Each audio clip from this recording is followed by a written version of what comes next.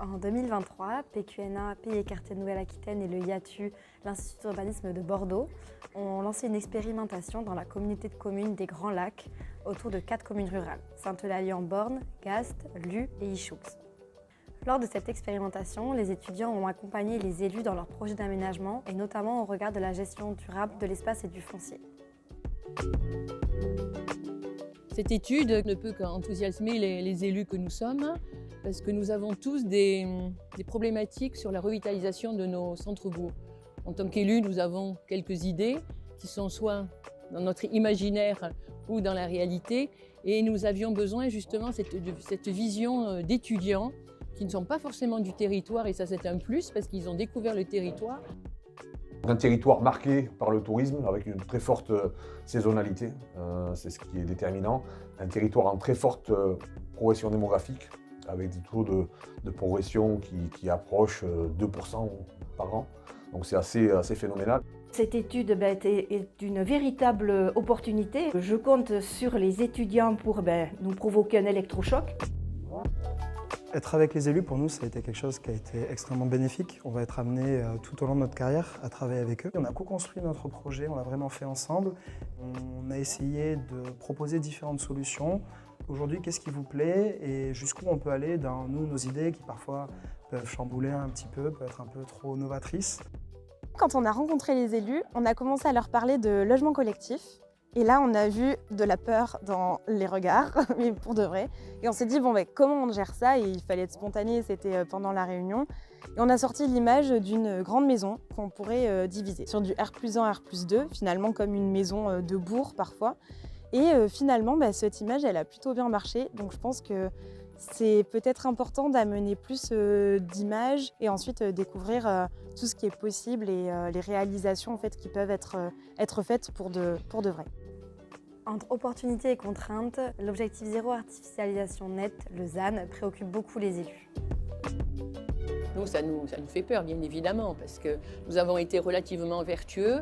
J'essaye de l'anticiper. Moi, je sais que dans mon centre-bourg, j'aurai du R+1. On est en train de faire un petit peu le tour de tous les gisements potentiels qu'il y a sur notre centre-bourg. On se rend compte que si on cherche bien, nous en avons quand même.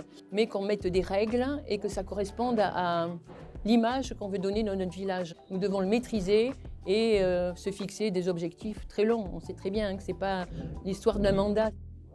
Moi, je suis plutôt rassuré avec le ZAN. Notre politique sur Ichoux, c'est de ne pas s'étaler. Après, il faut réfléchir par rapport au type d'habitat. Il faut densifier. Nous, on est encore sur du pavillonnaire. Il faut qu'on pense l'avenir. Parce qu'on a des problèmes de logement, on a des soucis de mobilité, on a comme partout.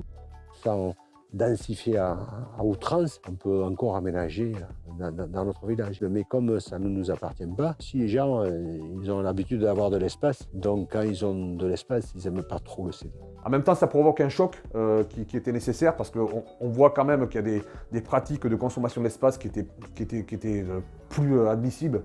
Donc comment on fait pour introduire un peu plus de densité dans nos centres-bourgs? Comment on révolutionne la gestion du foncier? Comment on fait en sorte que le foncier devienne une sorte de patrimoine qu'on mette à disposition pour imaginer dessus des formes d'habitat qui répondront à la demande qui aujourd'hui est assez largement insatisfaite, tant sur la construction que sur le locatif.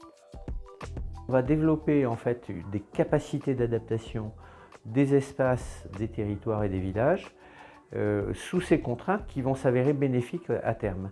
Et c'est justement très intéressant pour des étudiants de le constater sur des petites échelles de village parce qu'ils mesurent à la fois la complexité de la transformation, mais l'échelle est telle qu'ils en mesurent, ils en palpent presque la réalité physique.